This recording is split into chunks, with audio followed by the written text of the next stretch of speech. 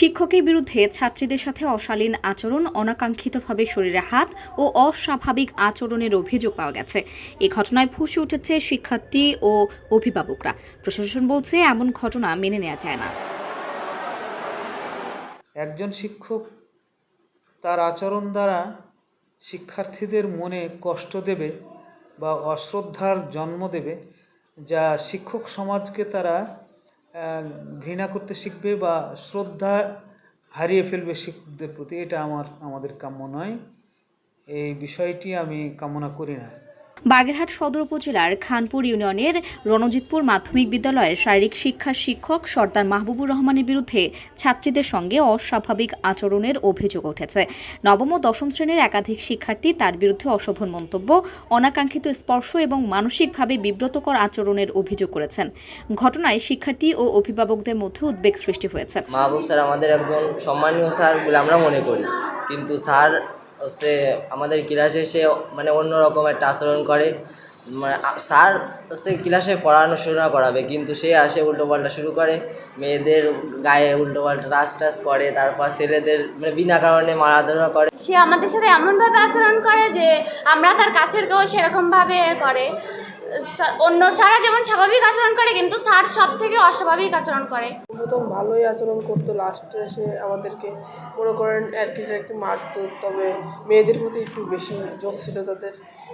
আমাদের পাশে আমাদের ছেলেদেরকে আলাদা করে রাখতো, আর মেয়েদেরকে একটু বেশি করতো আলাদা। মেয়েদেরকে একটু বেশি কথা বলতো মেয়েদের সঙ্গে। মনে করেন আমরা ছেলেরা থাকতাম, আর মনে করেন মেয়েদের সঙ্গে খারাপ ব্যবহার করতো। মাহবুব স্যার আমাদের অনেক অপমান করে, মারামারি করে, আমাদের সাথে মেলা কান ধরে টানে, চুল ধরে টানে, তারপরে আমাদের সাথে মেলা খারাপ ব্যবহার করে।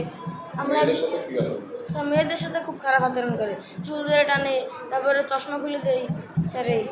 অভিযোগের বিষয়ে শারীরিক শিক্ষক সর্দার মাহবুবুর রহমানের কোনো বক্তব্য পাওয়া যায়নি।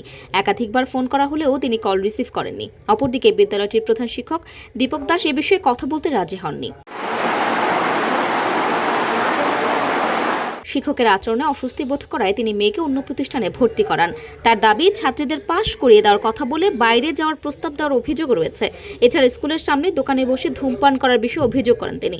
শিক্ষার্থীদের মাধ্যমে কিছু আপত্তিকর বিষয় তার নজরে এসেছে। অভিযোগের সত্যতা পেলে আইনগত ব্যবস্থা নেওয়া হবে। এই ঘটনায় এলাকায় চাঞ্চল্যের সৃষ্টি হয়েছে। শিক্ষার্থী, অভিভাবক ও এলাকাবাসী দ্রুত তদন্ত করে দায়ীদের বিরুদ্ধে ব্যবস্থা নেওয়ার দাবি জানিয়েছেন। এখনও কোনো লিখিত অভিযোগ পাওয়া যায়নি। অভিযোগ পেলে তদন্ত করে প্রয়োজনীয় ব্যবস্থা নেওয়া হবে। তার বিরুদ্ধে তদন্ত করে যদি সত্যতা পাওয়া যায়, তাহলে নীতিমালা বা নীতি অনুযায়ী তার বিরুদ্ধে ব্যবস্থা গ্রহণের জন্য আমি গভর্নিং বডি বা ম্যানেজিং কমিটি এবং উপজেলা প্রশাসনে যারা আছেন তাদেরকে এবং জেলা প্রশাসন সহ আমি এ ব্যাপারে একটা সুষ্ঠু ব্যবস্থা বা বিহিত গ্রহণের জন্য আমি আহ্বান রাখছি।